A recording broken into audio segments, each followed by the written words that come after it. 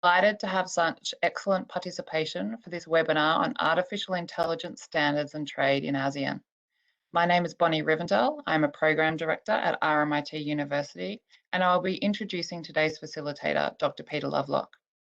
But first, I would like to begin with an acknowledgement of Australia's Indigenous people. Performing an acknowledgement of country is an important part of the path toward reconciliation within the Australian community. As such, I would like to acknowledge the traditional owners of the East Kulin Nations, the Boonwurrung and Wurundjeri people where Peter and I are speaking from today, and pay respects to their elders past, present and emergent. I would also like to acknowledge the elders from all the lands and language groups across Australia and all other ASEAN countries. And now a few housekeeping matters. Your microphone is automatically muted when in this session. You can enter any questions or comments into the chat box on the right side of the screen, and please use the chat with everyone function. This session will be recorded, and the recording as well as the slide deck will be available after the event. And now it is my pleasure to welcome Dr. Peter Lovelock, founder and director of TRPC, a leading digital think tank within the region. Peter has been a strong advocate in the fields of digital transformation and policy formation across Asia for many years. I'll now leave you in Peter's capable hands. Over to you, Peter. Thank you, Bonnie. I'm going to start by reiterating a couple of the comments that Bonnie made. Please respect and recognise the mute function. If I could encourage you as the session progresses to use the chat function in the bar on the right-hand side. This is AI standards and trade in ASEAN. As Bonnie has announced, my name is Peter Lovelock. I run a company called TRPC focused on digital developments in the region, doing a lot of work with both ASEAN, and we're going to, in brackets there, append and APEC, because we're talking about regional developments here, and much of these issues are cross-cutting and overlapping, which is a theme that I think will come through quite strongly. I also run the regional chapter of the International Institute of Communications, not-for-profit that brings together academics, business and regulators to thrash out a number of these communications and digital issues. And we are running this in collaboration with the IIC. I'd also like to thank our friends, which Bonnie is the public face for you at the moment, of the Australian APEC Study Centre at RMIT in Melbourne, and also our dear friends and sponsors for the work that sits behind much of this initiative that we are focusing in on ASEAN, the digital trade standards work that is being promoted, and that is the Department of Foreign Affairs and Trade for Australia and AusAid, or Australian Aid. And we're very grateful to them for their support. We have three exceptional speakers to go through these issues today. Dr. Peter Leong from the School of Computing at Singapore Polytechnic, Jasmine Begum from Microsoft Regional in particular, and Jishu Basak, who's filling in for Neptune Factor at eCFulfill. I'm going to briefly introduce all three of those in a few minutes. But just to set the scene for why we're here today, the AI standards and trade in ASEAN and APEC. There's a lot to discuss, and we're going to try and keep this session fairly brief. We could have dived in and looked at the developments around artificial intelligence and where we are on this early stage trajectory in the region, and talked about artificial intelligence itself. We will obviously touch on those issues. We could have looked at what is happening from a business sense across our region, the wide, rich range of diversity that's already occurring in artificial intelligence developments and initiatives and applications across the region. I would call out an excellent report that the APEC Business Advisory Council has put out that addresses exactly this issue of what's happening out there in the region. We could have looked at how governments are factoring AI increasingly into their digital transformation and economic growth strategies and initiatives. But again, I would call out, for example, excellent work that Microsoft has published, among others, on exactly those issues and exactly the way governments are focused. However, given the focus that we're here today to discuss, we want to look at the role of AI in trade, in facilitating trade, and what its role is in enabling and becoming a key driver and factor in regional trade focused in on ASEAN and APEC and the ASEAN member states. Where can we see AI? What is its impact? And potentially more particularly and certainly additionally, the role that standards are playing and will play in facilitating artificial intelligence developments across our region. This is particularly important from our perspective for two reasons. And it's why we reached out to the three speakers you see in front of you today. The two reasons I would call out are the cross-cutting, cross-jurisdictional nature of so much of the digital economy, and the issues and challenges we're facing with national or domestic regulatory developments and disruptions and differences. And one of the roles that that standards are increasingly playing when it comes to digital, and in particular we will see around AI, is the facilitative mechanism that allows for a much more organic, flexible, responsive approach to developments in the business world and can protect and enable appropriate regulatory responses. The other issue I would call to the fore, and I hope we're going to get into, is it's now brought right to the fore, the need for private sector and public sector to be able to work cooperatively together. So much of the development now is in the private sector world, so much of the expertise and experience in these nascent areas are in the private sector world. But we recognize with all the issues that AI is touching upon, ethics, economic growth, bias issues, communications differences, that there will need to be government responses and government oversight of how this is progressing, and increasingly government enablement. And we think that standards are playing an increasingly important role. So that's enough from me. I'd like to move across to our speakers. We will move through the order of Dr. Peter Leong, Dr. Jasmine Begum, and Mr. Jishu Basak.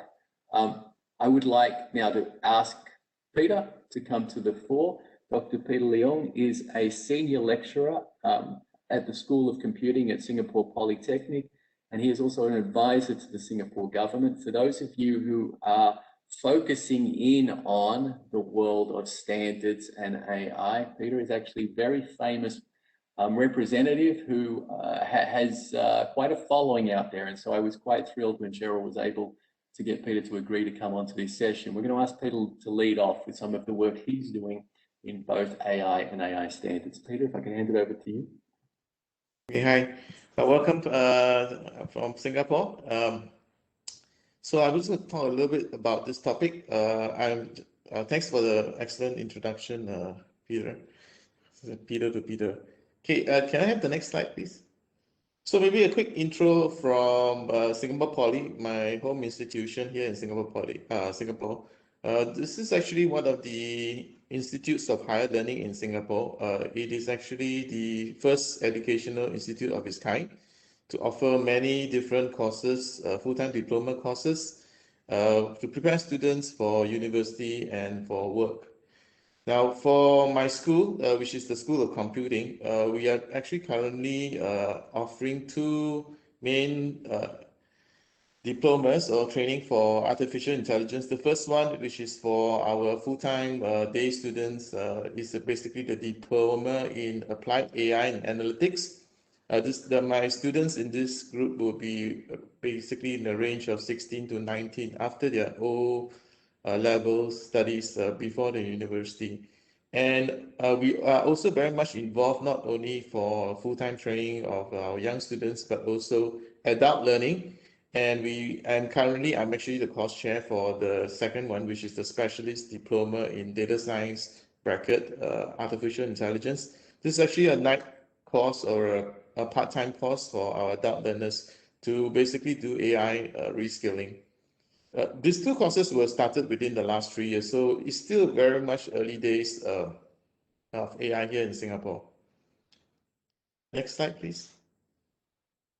Okay, so since we're going to talk about standards, and I think maybe different people have different ideas of what a standard is. In essence, actually, a standard is an agreed way of doing something. It could be with regards to a product. It could be actually a standard for a process, a service, or even the materials that are actually being used. Now, standards can cover a huge range of activities undertaken by organizations and used by their customers.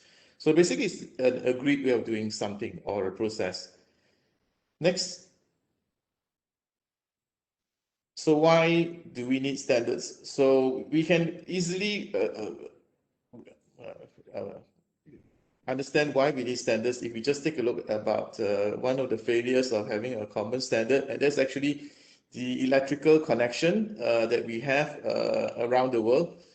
We all know that prior to COVID, when we were doing much more traveling, whenever we moved to a different country, like from Singapore to Australia or Australia to India, the kind of electrical sockets are actually quite different.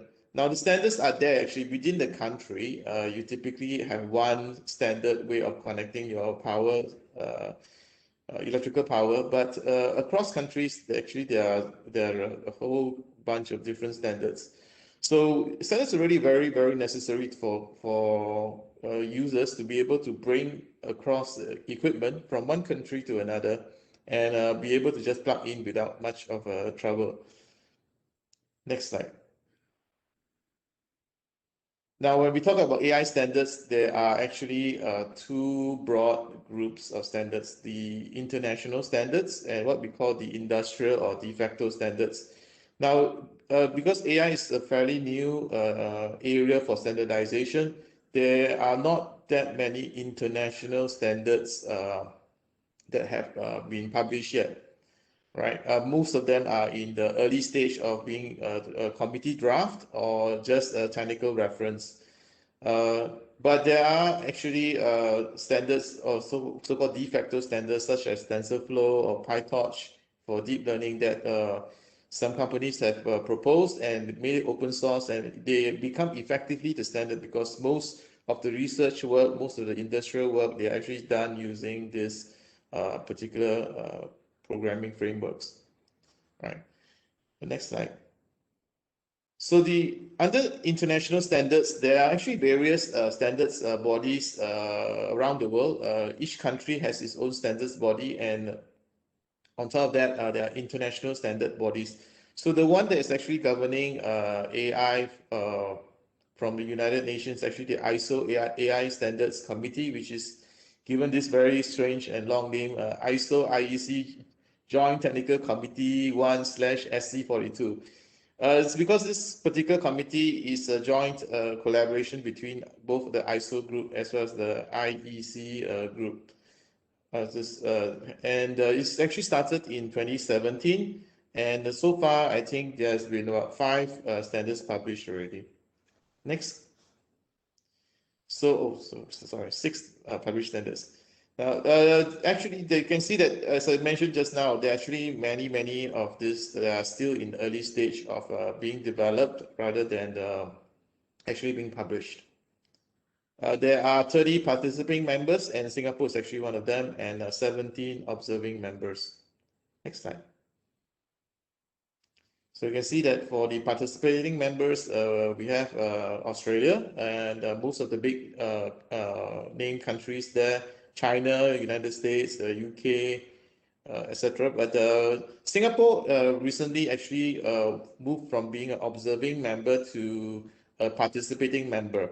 So the note there is that basically, as a participating member, we have sufficient technical capability to actually advise on the development of the standard rather than just observing and just offering comments. So we actually have some voting rights. And in fact, in ASEAN, Singapore, at this point in time, is the only member in ASEAN that has participation rights among the ASEAN countries. Next slide. So you can see that some other countries that have observation status or observing members are basically Indonesia and Philippines. Next. What are some opportunities I see for AI in ASEAN? So the various countries have published some national directions. So Singapore actually published its own national AI strategy about 2 years ago in 2019. And the focus area is very specific to Singapore. For example, border control. Singapore has a lot of people coming in and out of the country for tour, for business. The other areas would be healthcare, logistics, urban services, what we call municipal services, and education. Now, you may be wondering why financial is not one of the focus areas. That's because that's largely driven by the private sector here in Singapore. Of course, Singapore being one of the major financial centers in the world, financial services is actually a key focus area for AI here in Singapore. Just that it's not part of the government's national AI strategy, because these are the public sector driven areas. Indonesia recently published its AI strategy as well, and that would basically be in the area of education, again, health, food, security, mobility, smart cities, and public sector reform. And AI in Thailand, which is the other big adopter for AI in the ASEAN region, would be, although there's no published direction by the government in AI for Thailand, but yet there's quite a bit of an industry-driven push for various areas like e-commerce and manufacturing, and of course agriculture. Maybe the next slide. So broadly, for those other countries that have not been been listed, right, we can see that actually manufacturing is a big concern in ASEAN. Most of the ASEAN countries are very export focused.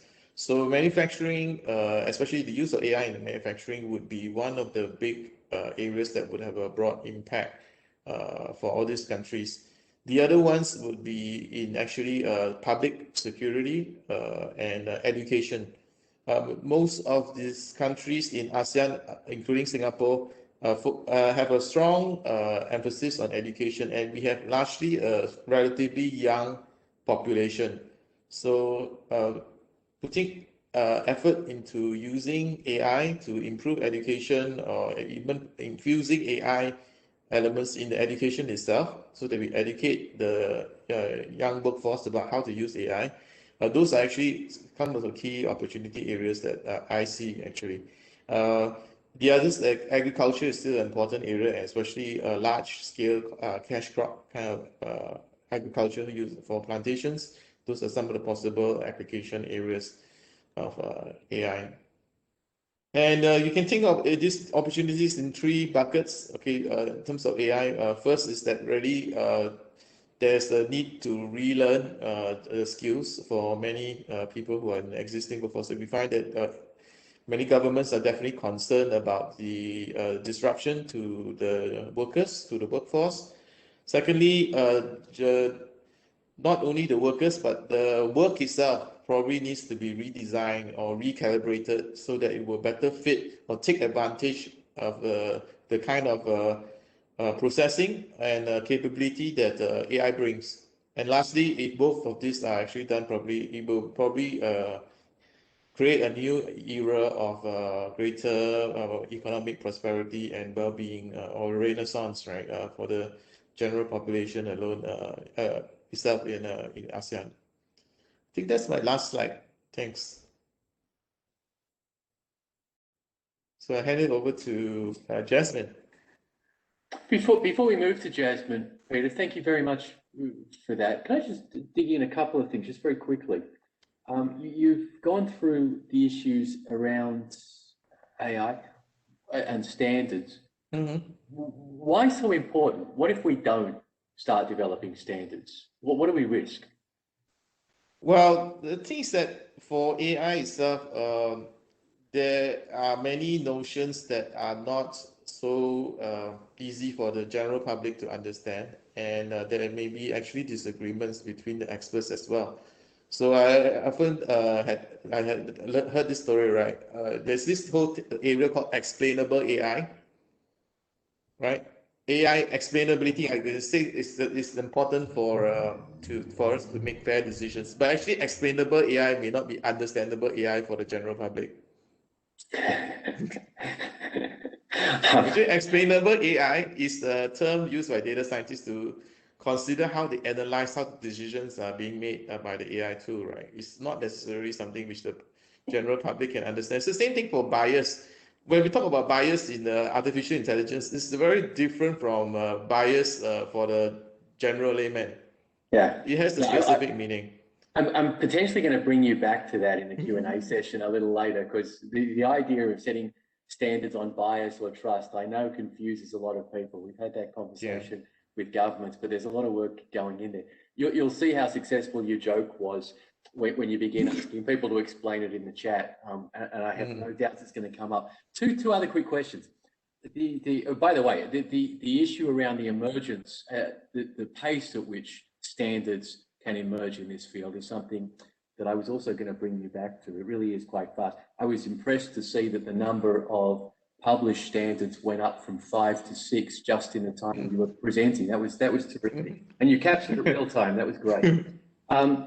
How important is it to level up to being a participant status? You noted that Singapore was the only one of the ASEAN member states that is a participant in the ISO, IEC, JTC standard here. How important is it to have participant status? And I say this because I can see we've got a number of our ASEAN colleagues on the forum here, including from the ACCSQ, which is looking at this exact issue. So how important is it to actually have participant status? I think this was debated in the AI Technical Committee, and general consensus was that Singapore has come a long way in terms of its internal development. Among the ASEAN countries, I think we also spend the largest amount of dollars on R&D dollars on AI. And there's quite a bit of domestic capability or expertise in this area. So it's important for us to also be able to have a say to steer the movement of some of these standards, at least to voice where we are coming from. Because obviously different, especially the larger countries, they often have their own agenda to push, and some of it may not be something that these two countries can agree to. All right, so ASEAN countries, we are sort of caught in between. Yeah, okay. I'm going to come back to this because I know it's a debate we've got going on. There are a couple of questions in the chat I'm just going to pick up. Mostly we'll leave these to come back to at the end, but they're particularly relevant to the issues you're raising. I'm going to put you on the spot because it's not your field, but one of the questions asks if there are standards specific to COVID-19 measures. I can't really comment on that. So it's a good question. I'm going to come back to the intersection here. You raised healthcare as one of the 3 key areas that AI and AI standards are getting focused on in ASEAN and across ASEAN right now, particularly with the plans. The other 2 are fascinating. But there is a lot of talk going on and work going on around standards related to COVID-19 aspects, such as PPE equipment, and something we will come back to, personal information data, which is where this is all coming from. And the idea of digital identities, vaccine passports, and so on, which are very important to COVID-19 measures and our attempts to reinflate economies and get international trade or global trade going again. That is a key issue around the talk of standards related to digital and standards related to AI. Peter, one question. Is there a reason why no African countries are in the standards? No, I think there are some African countries who are participating members, if I remember correctly. There are. I'm not sure on the AI standard that you were flagging whether we have African participation now, but there is certainly plenty of African participation across a number of different. Because I can see like Congo is here. Yep. Uganda as well. Yeah. We'll pick up some of. Sorry, please. Yeah, there are not that many African countries, I mean, relative to the size of the continent. That's correct. There's not enough ASEAN member states yet either, which is why we're here today. So the point is valid across. We'll come back to some of these issues. Thank you. Jasmine, could I get you to take us away? Jasmine, a dear friend, and I would flag, by the way, for those of you who don't know, Peter flagged the Thai strategy that has been put up around AI. If you want to see one of the intellects behind the TIE strategy, you're looking at one here, Jasmine. Microsoft had quite a few fingerprints over some of that work, and Jasmine was much of the core behind that. Jasmine is the, let me just get your proper title because it keeps changing, the Director of Legal, Government and Corporate Affairs for Malaysia and New Markets at Microsoft. She is also an advisor to a number of governments around the region in these and other digital areas. So Jasmine, please. Thank you, Peter, for that kind introduction. If I could ask Kevin to put up my slide. Thank you. I want to attempt to answer Peter's question to the other Peter, so from Dr. Lovelock to Dr. Leong. Why is this standardization important? And I sort of, as I was listening to Dr. Leong and just understanding the standards and the relations to trade, I thought it was also important, as Dr. Leong sort of described, what is AI and why standards? And if you look in the wave of innovation, cloud is at the bottom of the rack, and AI right at the other end.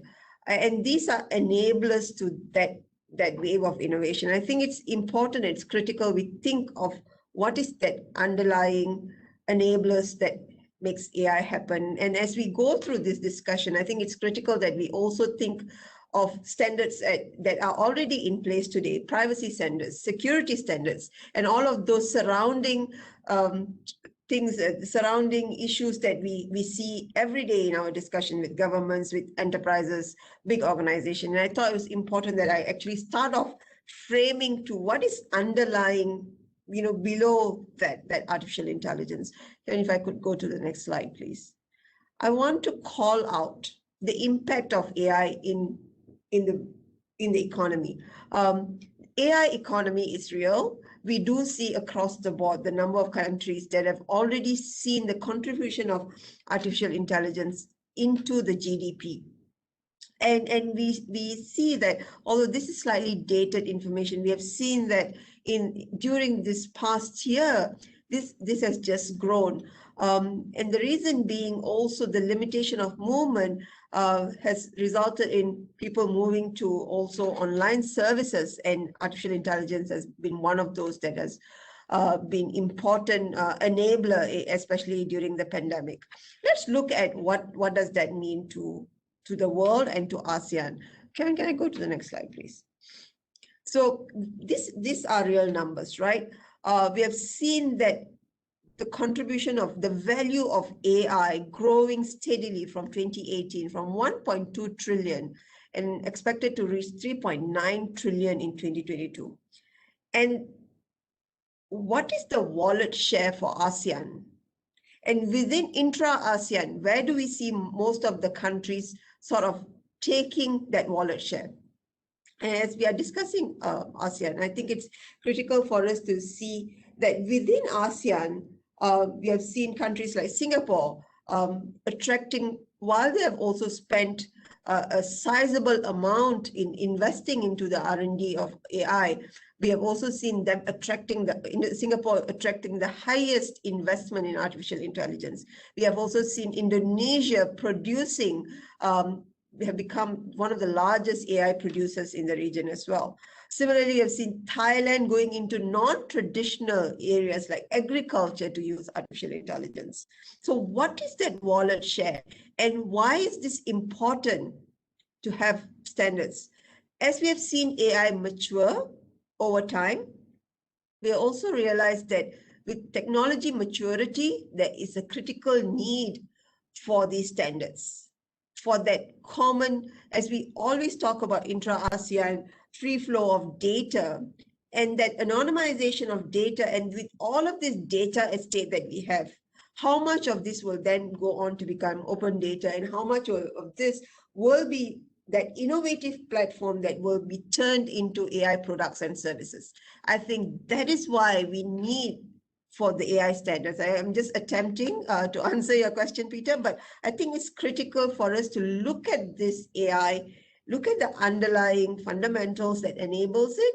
And then of course, the framework about being fair, fairness, and ensuring that there is privacy and security that is taken care of, and making sure there is an ethical framework and the responsible part of artificial intelligence, all of that becomes critical. And I think as we talk about standards and what does that mean to trade, foreign direct investment in intelligence, or attracting intelligence-based foreign direct investment, is the new era of FDI. And we see that governments now moving from manufacturing, while manufacturing is the traditional FDI, AI and advanced analytics are a new area where we see governments also looking to attract investment. So I think why these standards are critical, these standards are going to be critical, especially as the technology matures, and as we see that the common usage becomes expanded. So with that, I will go back to Peter for questions. Thank you, Jasmine. That's really excellent. The framing in the economic terms is fantastic. Kevin, if I might, can I challenge you to go back to Jasmine's second slide? Just want to drill in a little bit. So yes, this one exactly. Someone's going to come back with the question around the focus on the European OECD countries or Western countries and not Asian. You and I can go into some depth as to one of the issues we have, the challenges we have around statistics we need to be able to do this in ASEAN. And you and I are both working in various ASEAN and APEC forums to try to drive this conversation right now. But leaving that issue aside, there was a question posted addressed to Dr. Leong, which I'm actually going to leverage off this slide to maybe get you to give a first answer to, if you don't mind. How do we look at the readiness of the SMEs in ASEAN that comprise among 95% of businesses to take advantage of AI? One issue, I know you'll have an initial answer to that, but I've got two follow-up questions actually, because people talk about readiness, as they should, and as we need to focus on, and sometimes forget just how much usage there is already happening of AI across the region, how much AI development is already happening at a range of different levels. And you had the wonderful previous chart around the progression up from cloud through to AI, which we'll talk about. But this chart shows just how much AI impact is already getting contributed into economic growth, to my eye. I hope that's correct, but I would suggest we're seeing similar impact already in our ASEAN states and across the region, which says there's a lot of SME usage already. Maybe you could give an answer to both that and the question that's posed in the chat. I do see that while SMEs are different member states at different levels of readiness, right? And we see this from Singapore to Myanmar, right? That spectrum, within that spectrum, we see those who have gone on to become transnational or even grow up to be startups. And we have seen those in the likes of Grab and Bukalapak and the other big startup plays. We see that, right? And yes, the argument would be, but they are not traditional startups. They are not traditional SMEs. They are startups. Their form factor is different. Their DNA is different. But I think it's important that we take them into the mix, and we don't take them into the mix enough, because their business, the agility of their business is further enhanced by use of these technologies, including artificial intelligence. As for the question on SMEs, do we see? I think what remains to be a challenge is that lack of clarity around policy. And the shifting landscape in how there is this fear of digital sovereignty or digital data residency that, sort of throws these SMEs a bit into a spin. For example, if you take fintech, or if you take other SMEs where there may not be so much challenge around the data, but still the lack of clarity or the flip-flop in policy results in SMEs taking tentative steps.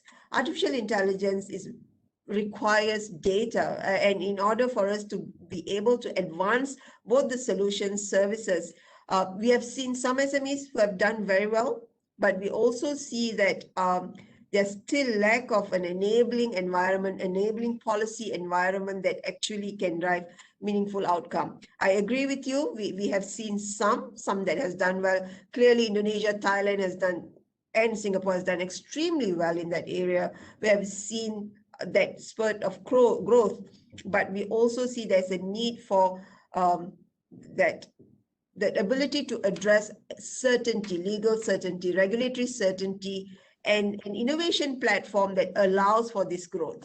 Does that answer your question, Peter? It does very well, and it ties back to your first slide, I believe, because you're highlighting again that, for example, cloud computing is fundamental if you're going to have a successful AI strategy, AI consumption, AI-enabled economic growth, I assume, which means we have to have we have to have data that's able to flow and be used across the jurisdictions to be able to be stored and processed across multi-jurisdictional applications, right? So cloud computing policies that interact and interoperate become fundamental. Yes? Yes, absolutely. So we've got a problem if we have cloud regulations that would inhibit that usage. It's going to feed into that multiplier effect we're seeing with AI economic contribution, yes? Yes. So here's what that baffles me. Every country wants to attract and become producers of artificial intelligence. They want to become producers of technology, but they are impeding it with the enabling policy that actually allows for that the innovation on artificial intelligence to happen. It was good to see Malaysia's My Digital plan being announced last Friday that actually says 80% of data is to be stored in the cloud, which is fascinating to see, given that, we were looking for that clarity, but having that clarity come out, putting a KPI for the government to say 80% of the government data will go to cloud. That's a bold statement to make. And I think that's where we need clarity. How much of this public data then becomes open data? That's the next step, right? Gone are the days where we were talking about bridging digital divide, giving that connectivity. But now data is the economic driver. That how do we use that data? And when does that open data becomes one that can be democratized, can be used to drive that AI innovation? So I think the steps to getting to that AI, and I think ASEAN has played an important role in that, enabling cross-border data flow. We see now increasingly governments calling that out. Cross-border data flow as a national imperative. I think ASEAN, I know Dr. Peter Lovelock has played a big role in this. And I think that how do we now operationalize some of these policies that will enable artificial intelligence, right?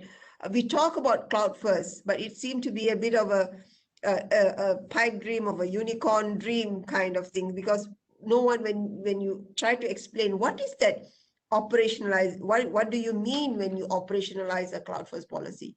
Does it mean that there is a data classification regime in place? Is there a procurement regime in place? All of those things need to be brought together as well. So coming back to you, Peter, I hope I addressed your question.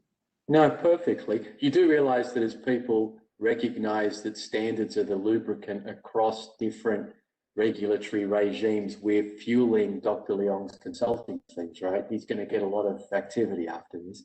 But just as you finished there on ASEAN. ASEAN is obviously dear to both your and my heart. We do a lot of work in that area and with the regional multilateral. If I turn that question on its head about how well are SMEs ready for AI adoption, how well is ASEAN, the institution, ready to promote AI adoption? That's a hard question. I would rather answer the SME question, but I think ASEAN has to, as the organization, as the multilateral, has to recognize again, where the different countries sit on the spectrum and take a middle path that enables and leaps forward and makes some countries that continue to move forward, but not let those who are lagging behind to be left behind. I think ASEAN has that role to play to bridge between the advanced nations as well as to those who are still playing catch up. I think ASEAN has a big role to play, and that starts with leadership. And that's where I think it's not just an ASEAN problem. I think it's a national problem in many countries. Not all countries are as advanced as Singapore, but I think it's critical that we actually look at that, recognize that there is a disparity and what can we do to bridge. And I think ASEAN has that role to play that role as that bridges that divide. Yeah, that's excellent. I'm going to ask Dr. Leong to comment on this in a little while when we come back, because I see that as a role and some of the fears around, some of that issue around the importance of participant and observer status in standards setting becomes important, but also the fears that there may be around some national standards emerging. But we'll come back to that in a few minutes. I could turn now. Sorry. Can I just have a comment? Yeah, those are excellent statements by Jasmine, and to answer that question, especially cross-border data flow, right? Because data is the lifeblood of modern AI, and when we have actually exchange of services that is driven by this data, that actually creates economic value. So I don't know if the participants have noticed, but Singapore itself definitely has been signing a lot of digital trade agreements with big countries and smaller countries as well over the last 1 year. A lot of that digital trade agreement actually has to do with the value of the data and cross-data data flows, actually. I am going to point out the lack of AI in some of those trade agreements, Peter, but we won't go there just for the moment. If I could turn to Jishu. Jishu, it was a nice lead in with the SME focus into taking something more of a practitioner outlook to the issues around AI and the role that standards can play in facilitating AI usage in logistics and supply chains in SME enablement. Maybe I could turn to you for some of your thoughts. Kevin, can you move forward to, there we go. Thanks for Basak, it's all yours. Thank you. Thank you, Peter. Thanks for your kind introduction. So now we have, till now we have talked about different aspects of standard, which was beautifully presented by Mr. Peter, and how data is very important, specifically when it defines the standard in ASEAN. For me, I will be presenting on how we are trying to basically how we see different challenges while adopting different aspects of technology, and how we have to optimize our way so that we don't make mistakes, but yet it's a transcending journey, right? So what is eCFulfill? eCFulfill is a e-commerce and export technology which is based from Philippines, which was founded in 2018 with a vision to make e-commerce export easy through market intelligence and simplified logistics. So this company was founded by Neptune Factor in 2018 with a goal to increase the exports of Philippines and make them adopt different technologies so that they can increase their expansion in the global marketplace. Next slide, please. So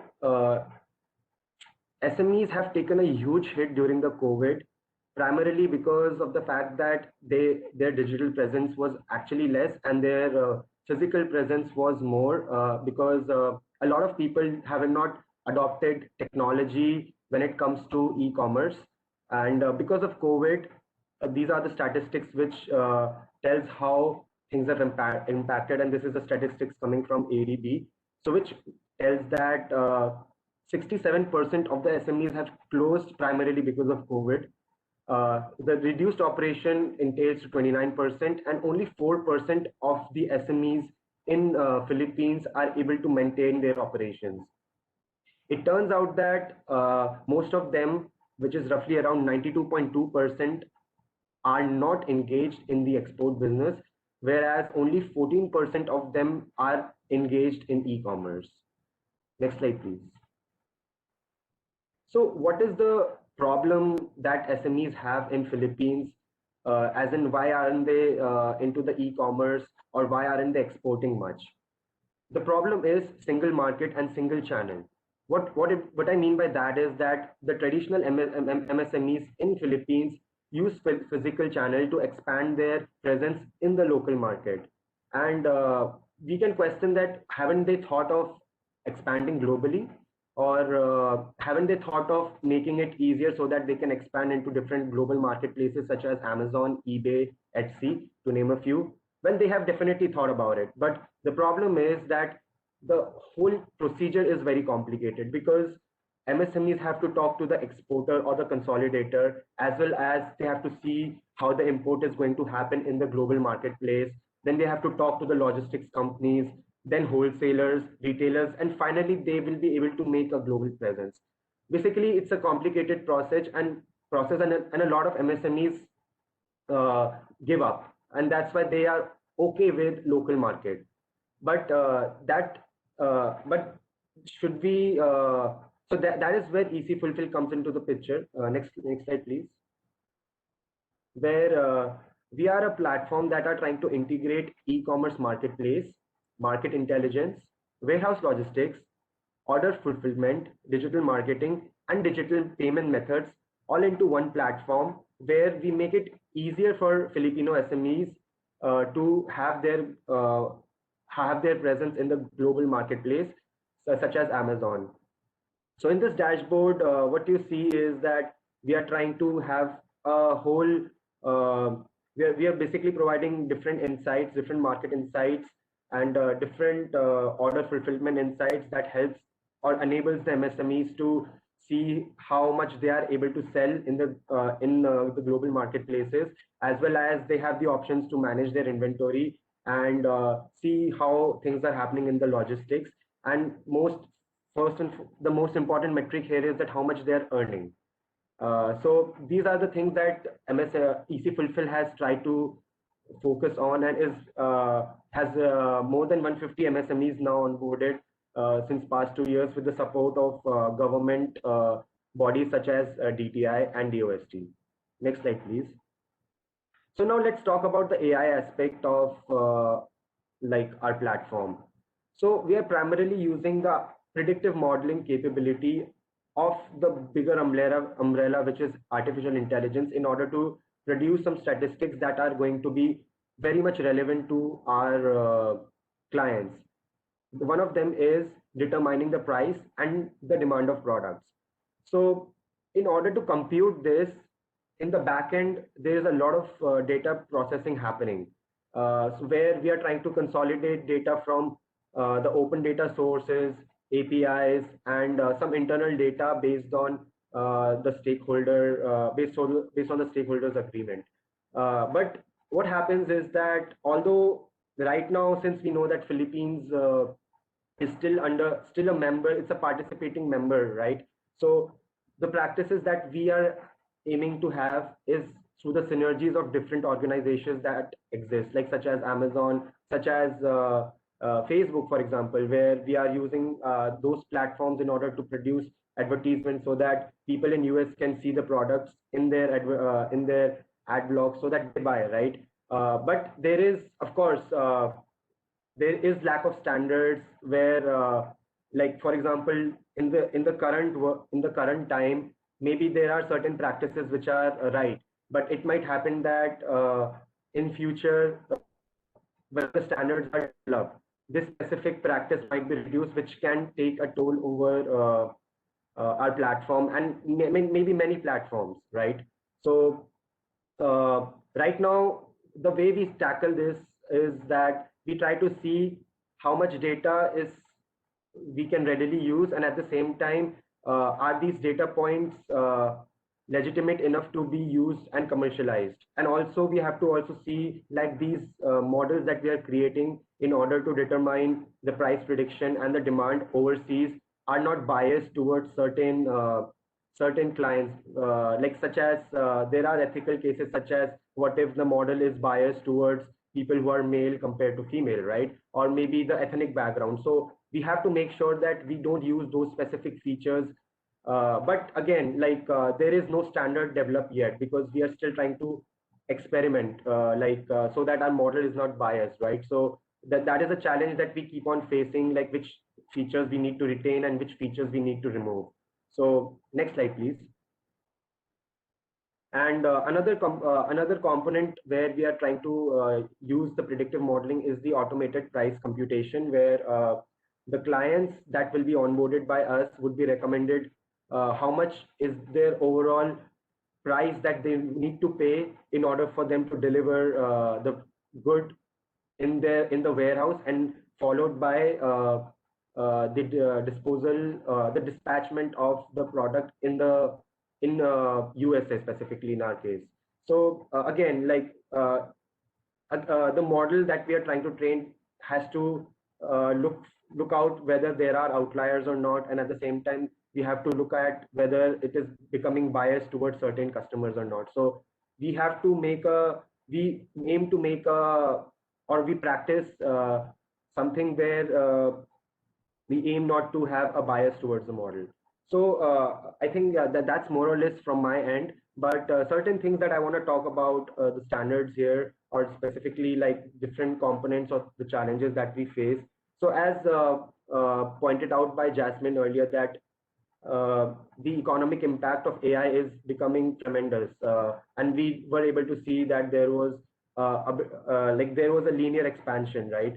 So by McKinsey R&D, specifically in the data analytics, the overall economic impact of AI is supposed to be 13 trillion USD by 2030, which means that 16%, there will be a 16% hike in the GDP when we solemnly talk about the contribution of AI into the society. But the problem is that those numbers work well for the countries which are already developed. The problem that specific developing countries has is that there is a lack of data and there is a lack of proper infrastructure as well. And even if that is there, there might be a lack of people who are the practitioners, practitioners as in like they're able to basically understand the whole bigger picture and adopt. Because the thing is that if we don't implement things right away, or maybe with a certain timeline,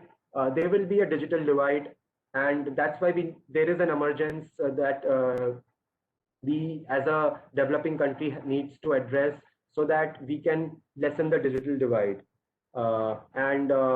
It is actually important to notice, because there are startups which will have a bias when it comes to starting or adopting AI into their platform. Because what happens is that they'll have to see whether there are right data points available, and if they are available, is the volume enough, and like they also have to see whether they meet the certain standards. So yes, we are also trying to in-house different artificial intelligence features in our specific platform, which aims to improve the customer experience. But as the day goes by, we see that how difficult it is to specifically get the data, to see whether we are maintaining the data privacy, and that creates a roadblock in order to basically adopt. So thanks a lot for hearing, and let me know if you have any questions. Thank you. Jishu, you're already getting questions, and I had a few sent to me, but I've got a few questions if you don't mind, just to start off with. You make a point there about difference between developed economies and emerging markets and the needs there. And one point of a few that you made was that we don't have the data that we need to be able to put out these economic predictors and economic impacts. I couldn't agree more. A question I often get asked when I make a simple point: what data do we need? Can you repeat the last part, Peter? Yeah, you said that we don't have the data that we need. What data do we need? Okay, so it depends on the problem that we are trying to solve. Like, for example, let's talk about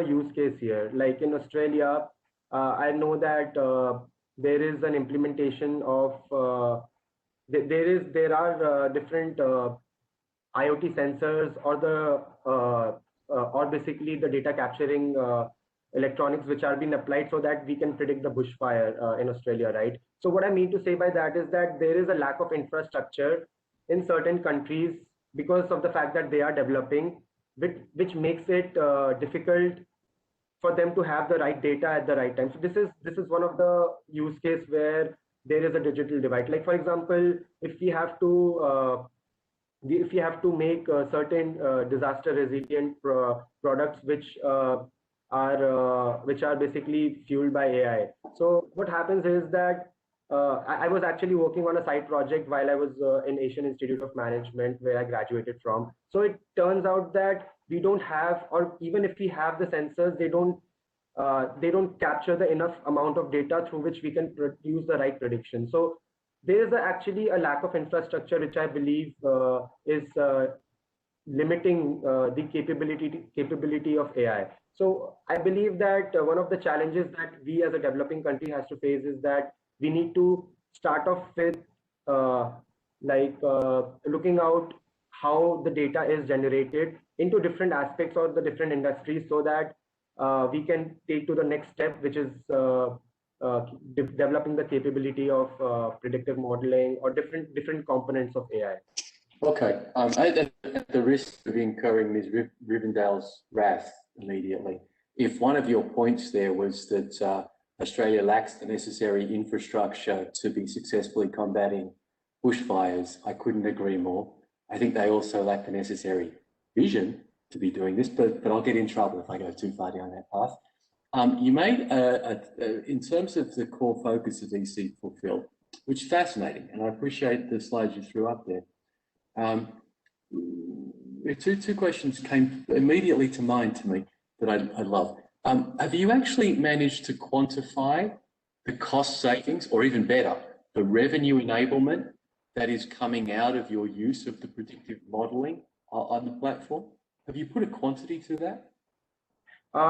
Actually, there is one metric that we are able to capture is how frequently our customers are or our clients, in this case, they are the MSMEs, are opening their dashboard just to see a specific component, which is basically how much demand is there for their product, and at the same time, what is the price. So there is this specific feature that we have built, and based on that, we have seen that it has been increasing the moment we have launched, because this specific component wasn't there earlier during the initial stages of eCFulfill. So I believe that this has also it is proportional to the number of clients that we are getting. So I can confidently say that definitely there is a good return of investment if you implement AI into your specific business or the specific use case. But I think we need to have the right strategy, because sometimes we might develop things, but it might not be used, right? So like there were certain unnecessary features that we had to remove specifically, or maybe we actually we are actually making improvements so that we can have a higher retention rate for that aspect too, such as generating the product description for the clients that we have. So it's basically automatically generated for them, so that it becomes easier for them to basically curate their product description that would be shown in the marketplace. So earlier we saw that, earlier we saw that there was, which actually uses NLP as a core component, right? So there was less usage of that. So we actually have to see which is the right, which are the right indicators or the right metrics that these clients would be interested in. Okay. Just maybe just very briefly also, you mentioned in reference to the way the engine is working, and in particular to some of the bias you see coming through, which futures we need to retain and which futures we need to remove. How are you working that out? One of the things that I explained earlier was like how often they are utilizing that component. That is one, like in the specific example, the product description that I told. So what happens is that we generate the product description for them using text summarization component, but we also try to see, is that the right product description, or is it the same product description that they are uploading, or is it like, is there a little bit of a plagiarism there, meaning that which is actually a good sign in this case, because the product description that we are generating, and if they are uploading the same, if there is a good overlap, it means that they actually used our component, like they actually used our feature, right? But it turns out that it was not implemented by a lot of people. So I mean, it has to be like, you have to basically monitor your customer behavior who are like using your platform, and see if you can capitalize on that. So capitalize internally, because you have, one of the standards that you have to develop here is that you're not selling this specific data to anyone else, right? Like what I don't want to like speak it bluntly, but like what happened, like Cambridge Analytica case that happened, where they were able, Facebook was actually capitalizing on the data that they sold for the political campaign. So this is where we need to set standards. Like a company is not doing any practice where you know, like you are like sharing the internal data with different third-party sources, or some different agenda where they use that specific data for their own benefit, which the customers or the clients did not agree with. So that is something which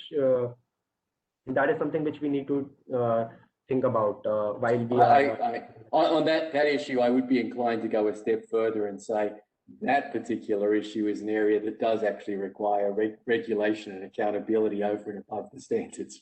But I do take your point.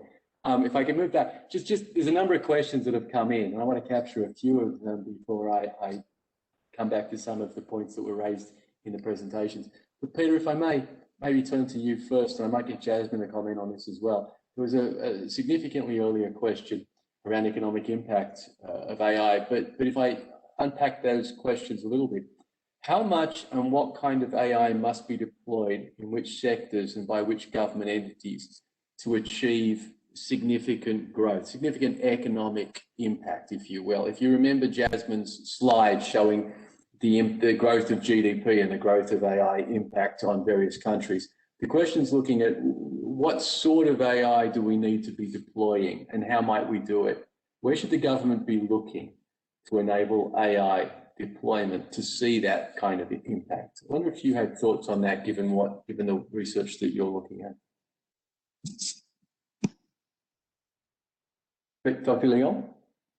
Hi.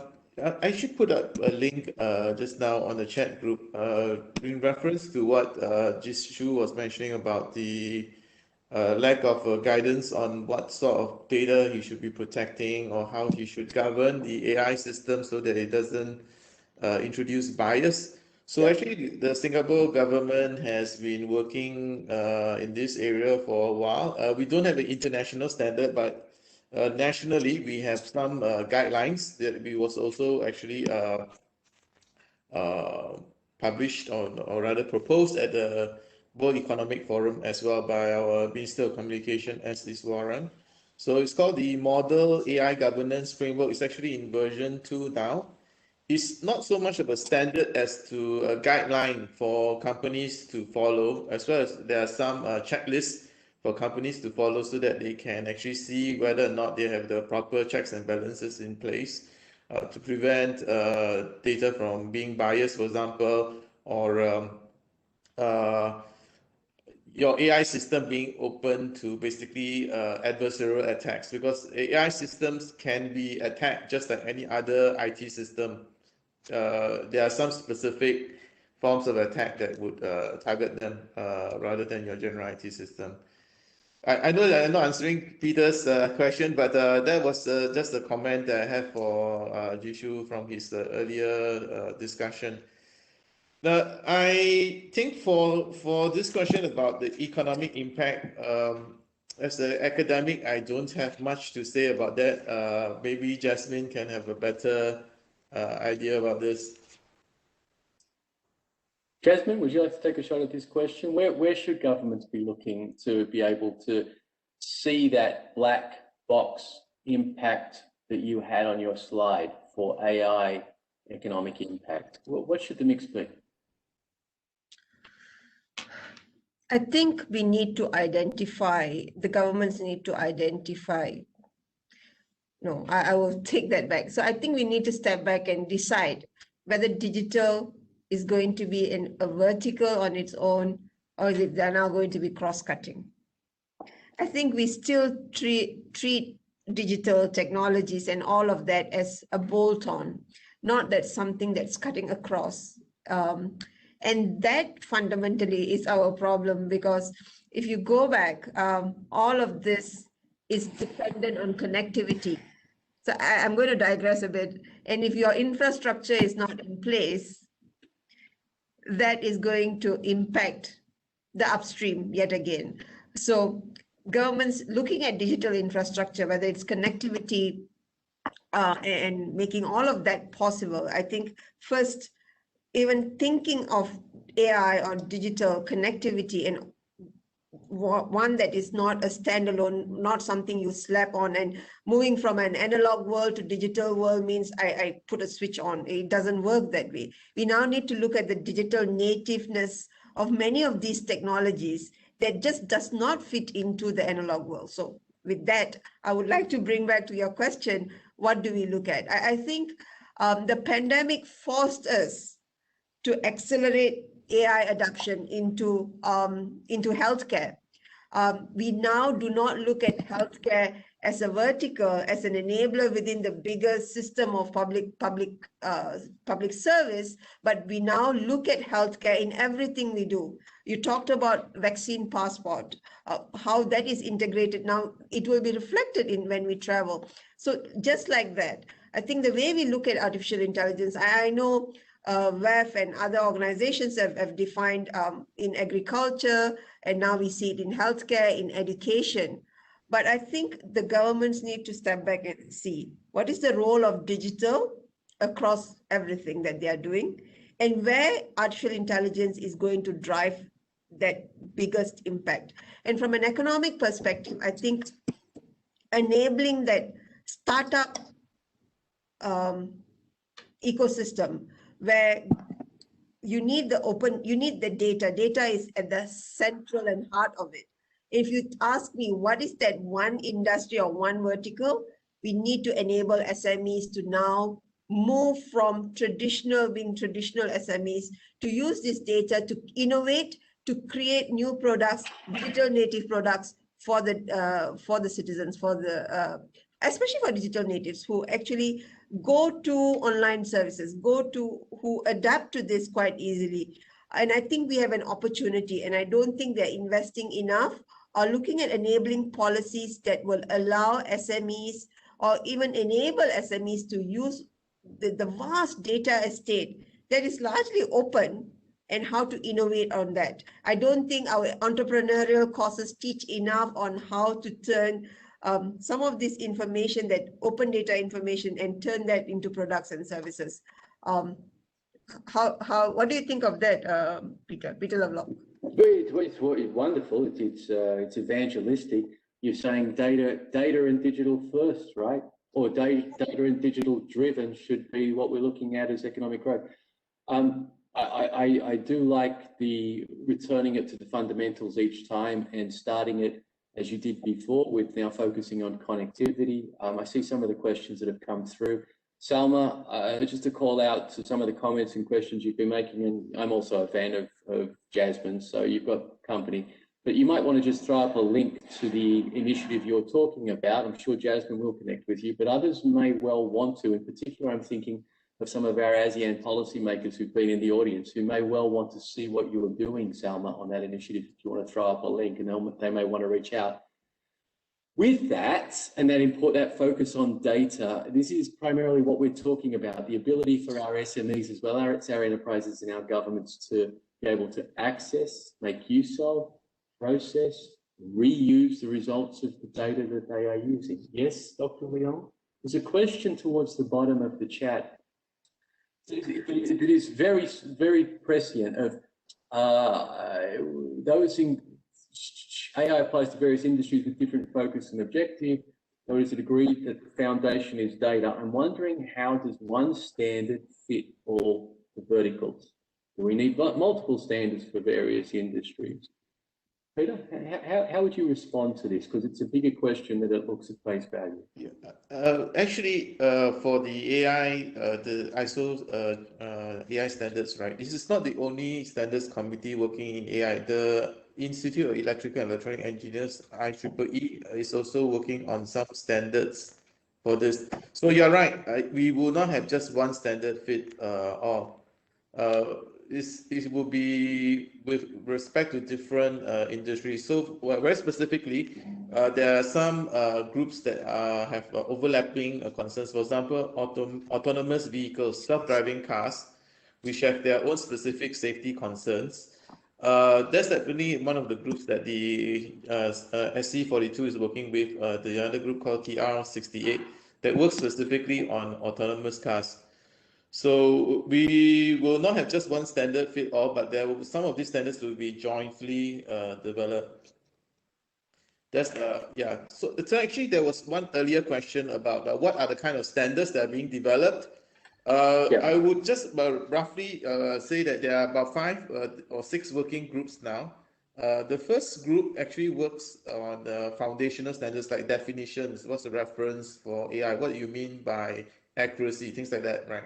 Some fundamental concepts that will be foundational, common language for the other standards to refer to. The second big group is on data quality. What is enough data? What sort of data do you need for a particular problem? Especially, actually, a lot of that work is coming from the big data analytics field that's been combined into the ISO group for artificial intelligence now. The third group, which I think is probably going to be very interesting to Peter Lovelock, is that there's actually a working group on AI trustworthiness, right? So they are very much concerned with ethics, governance, risk management, bias, etc. So there's actually a group of, there's one working group on that, coming up with what's meant by bias, how do you actually maybe try to quantify the amount of bias that you have. The third working group, the fourth working group is on AI use cases.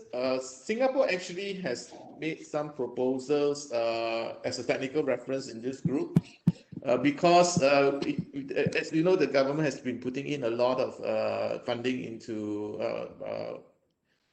pushing for AI adoption. So as a result of that, there have been quite a few projects that have been done already. So some of these use cases are documented and actually submitted as one of the technical reference for this particular working group.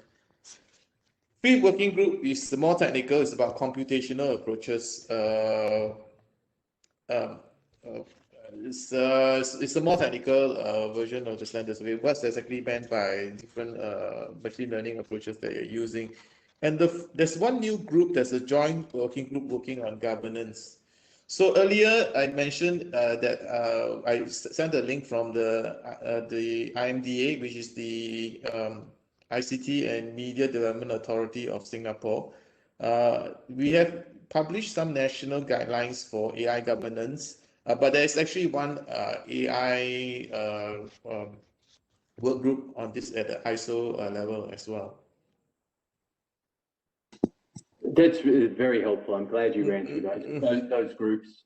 The folk from ASEAN, the ACC, SQ and ACC representatives that we have on, we'll be scribbling those down, even though we've provided them to you and we keep referencing these. But Peter, if to tread onto slightly thorny ground, if we're telling an audience that AI is going to drive so much economic opportunity and there's a lot of work going on in these areas, if we point out that standards are fundamentally important, I loved your phrase of a common language, because it really is one of the role of standards when they're well accepted and well established play. If economies hear that and they think, well, we should have some of those standards ourselves, and they start developing their national standards in these areas, can I get your thoughts on that?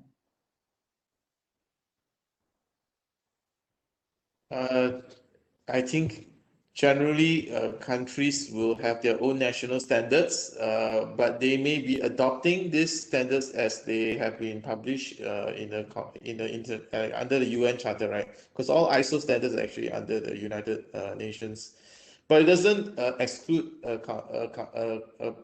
government or a country from actually adopting their own national standards for whatever reasons that they may have. But good if they're based on accepted standards or well-established standards, just rather than coming out of the blue? Yes, it would be typically, I think, especially for smaller countries like Singapore, we would be probably adopting more of these internationally agreed standards rather than coming up with our own national standards, because we don't have the capacity to develop too many of this. Right. There's the few that I mentioned on the use cases, it's really something that we are doing, but it's more of a technical reference rather than a standard by itself for international use. Exactly. So thank you very much for that. I want to go back to Jishu very quickly. Before I move in a few remaining minutes down to there's some excellent questions emerging at the bottom of the chat. I want to give some time to get some of our speakers to give some thoughts to each of those. Jishu, there was an earlier question that on this issue of the importance of data and data focus and data-driven opportunity. It's a very good question around how we get MSMEs to focus on this, to focus on the market research and the data that shows them what they should be doing, as well as the usage of data. In the Philippines, what's the challenge to having entrepreneurs, particularly small entrepreneurs, look at such data and look at data as a valuable input and not simply a cost to them? And what is the government doing to help you, and what might the government do more of? Okay, yeah, so I'll answer the second part first, which is what is the government doing. So there's a department called Department of Science and Technology, DOST, which has a program called SPARTA, which essentially means Smarter Philippines through data analytics, R&D, training, and adoption. So what they have initiated is that they have initiated a program where they aim to train like roughly around 30,000 data scientists and artificial intelligence engineers through the online learning platform, which was established in 2019 actually. And they basically want to foster a community of data science and analytics practitioners through engagement activities such as conferences, hackathons, and online data challenges through the project of Smart Governance Portal. So DOST has been very active in that, and DOST also has, so in Philippines, there is a city called Cauayan City where like the government bodies such as DOST, DTI, the academe institutes such as Asian Institute of Management together have joined hands to make this specific AI roadmap, which was initiated in 2019 to basically work towards the data strategy roadmap and the implementation of AI in Philippines. So with regards to that, even DTI has been very supportive. So we have a partnership with DTI and DOST and Philippine Chambers of Commerce and Industry, Philippine Chambers of Commerce. So what they are doing is that they are actually funding and they are supporting small MSMEs, which are basically utilizing the artificial intelligence. And at the same time, if they see there is a progress, or if the startup will eventually turn out to be progressive and helpful for the MSMEs in the Philippines, they have different incubation programs through which they fund. Like for example, DOST has this program only for startups, and they actually have a data science and artificial intelligence component to that. So there are companies or the startups which are focusing purely on that can sign up for that specific programs. And if they are seen like, if the government body finds them to be like, something which can improve the economy of Philippines, then they grant much as 5 billion pesos. So this is something which is happening. So this is regarding what government is doing, and there are different different other things that are happening. But when it comes to how we as eCFulfill are empowering our MSMEs, so right now, earlier we were just signing up clients and we were trying to help them expand in the global marketplace. But we realized that we need to also educate them and show them why it is important. So we are currently in the verge of development for the incubation program, where a part of the incubation program would be to coach these MSMEs like how to do business, how to understand like what each data metric that you are actually viewing on your dashboard actually means, how you can improvise your data driven thinking and make better decisions based on the data that is available to you. So the idea here is that we will be signing up with different academe instructors and the industry practitioners who would have we basically combine the efforts of all of them to provide a master class once in a month or once in every 2 weeks, so that the learning is continuous and these MSMEs are well aware about the community and how and they are also aware about how they can foster and basically adapt to the new technologies to make more profits, make basically expand their business. So this is ongoing. We have not implemented yet, but we believe that we have seen that from a market survey that it will be very beneficial for them if they actually provided some level of coaching or some level of webinars or masterclass. That would be really helpful for them. So this is the initial approach that we are trying to see, and like after June we should see some results. So this is something which we are developing right now. But I'm sure that there are accelerator programs in Philippines, such as Idea Space, such as QBO Philippines, which are the accelerator and the incubator programs, which also provide the mentorship to these MSMEs and startups. So yeah, I hope that answers the question, Peter. Thank you very much. Jasmine, Dr. Leong, the question from Jean a little further down. Do you foresee ASEAN approaching digital trade and data and digital-driven policies as political, economic, geographical bloc? Do you? Can ASEAN approach these issues in a coordinated fashion?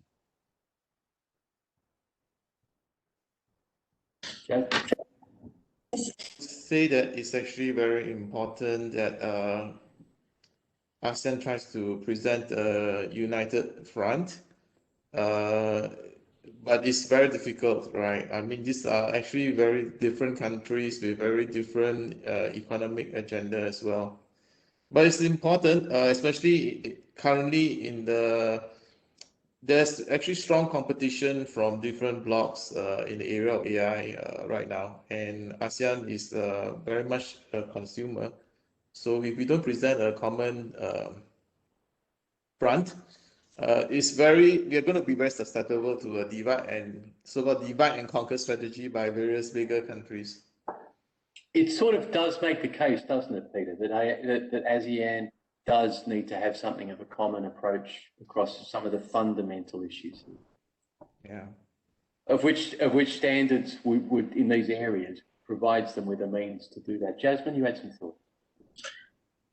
I was going to say yes and no. I was going to agree with Dr. Leong as well. So will ASEAN do it? I think, as Dr. Leong has pointed out, they are at different levels of maturity of digitalization or the digital agenda with different priorities.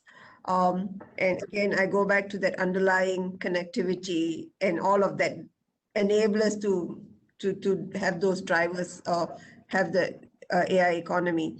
I think one area I want to address too. One, what is the cost of standards to the business? Does standards add cost to business? And I don't think countries should focus on creating their own standards. They need to look at one single standard, international standards that we could all look at and then sort of see how best we could apply. I think the cost of standards to business. And the second is on talent pool, people, skilling, upskilling. I think that remains to be a challenge, just like those days when cybersecurity was, if you want to have an investment in cybersecurity, you need to have cybersecurity talent in countries. But do you have enough jobs that you have created? So we need to have that push and pull. But I like what Singapore has done with their skilling initiative that is entirely largely focused on artificial intelligence. And I think we want to see how AI not introduced at the postgraduate level or even undergraduate level, how early can this be part of curriculum? How can this be part of management course or a business management course? How do we now integrate some of these into non-traditional IT courses? So I think that those are two things that even ASEAN can play a role, because they talk about free flow of data and free flow of people. And how do we now harmonize some of these? I think, can ASEAN be that single voice? I think ASEAN may be single voice on some elements that are enablers to AI, like cross-border data flow, data harmonization.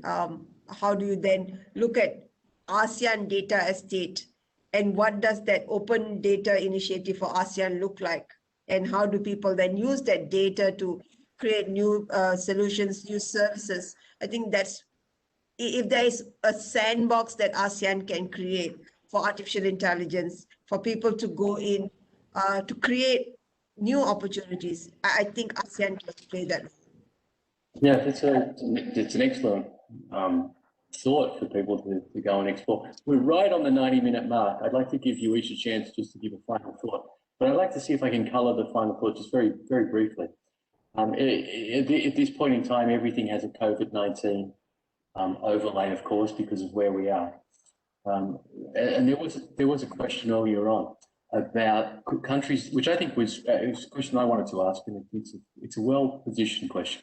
Countries need to make choices right now. They've got a lot of challenges ahead of them. There's going to be a need to attack poverty reduction and fundamental economic growth. And we're all talking about the opportunity that AI presents. Government leaders, government policymakers are going to be forced to make choices, and they're going to need to see where their upside benefit is in making those choices. They're going to see trade-offs in front of them. I think the question or statement said that these two need to come together. Do you see AI, do each of you just see AI as fundamental to the COVID-19 recovery effort as we now begin to move forward? And maybe I could use that as a way of getting you to give your final comment. Maybe I'll just move down the order I see you in. Jasmine? Thank you, Peter. Thank you for today's opportunity. But answering your question, do I see AI playing? Absolutely. I think as vaccination gets out and we see new strains come in, artificial intelligence has a role to play, not only on monitoring and how we see the spread of people, or how do we see even the new strains come in. I think AI has both a role to play for governments to monitor the overall population, but also see the kind of new strains coming in, and the power of AI processing and power of machine learning and data would be able to, in fact, get us closer to an economic recovery, and that's how I see the role of AI in this as countries go into a vaccination and recovery mode. Thank you, Jishu. Yeah, hello. I think I would second what Jasmine told. AI has been very it has been a very key factor in determining the spread. Specifically, I was actually impressed with the implementation in South Korea, where they were actually mapping the spread of COVID-19, specifically by harvesting the data that the telecom providers have. There was, although there was one caveat there, that it was breaching the privacy. So the question is that we know that the capability of AI is huge and it can really solve bigger issues that are currently there in the world.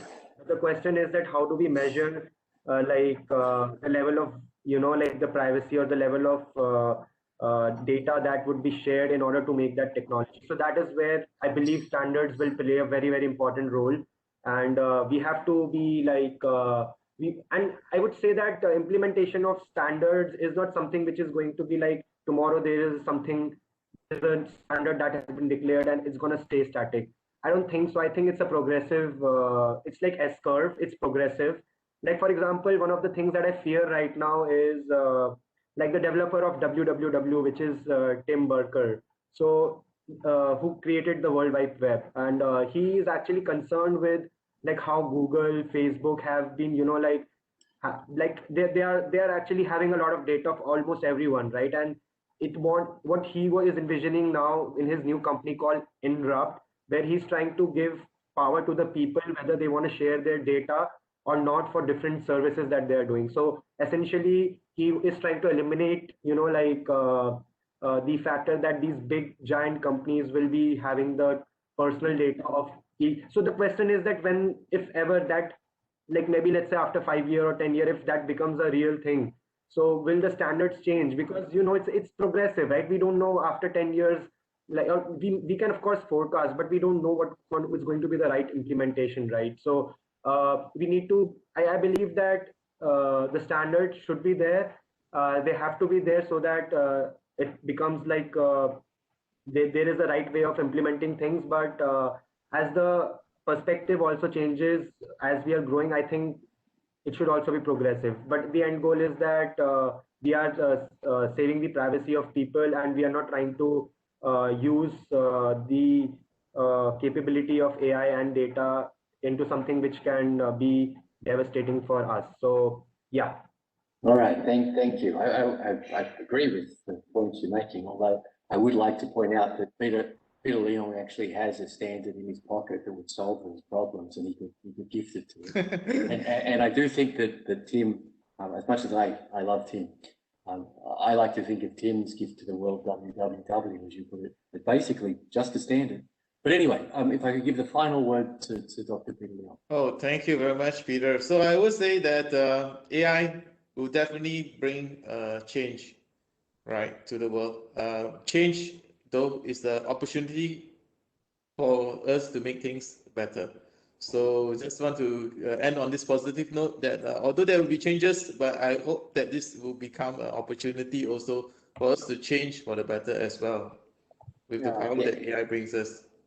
So it's a great message to end on, and I'd like to point out that you're one of the people who are promoting that possibility. So I'd like to thank Dr. Peter Leong, Dr. Jasmine, Begum, and Mr. Jishu Basak. I'd also just like to very briefly, wrapping up, thank our partners in this, the International Institute of Communications, DFAT and AusAid for their support, and our partners at RMIT and the Australian Apex Study Centre, in particular, Bonnie, Kevin, and Lynn, for all of their support. I'd also like to just thank my team who managed to put this together, Cheryl and Michael, and in particular Grace Gowan, who led the engagement. So thank you very much, and good afternoon, good evening, goodbye. Bye. Thank you, guys. Have a good day.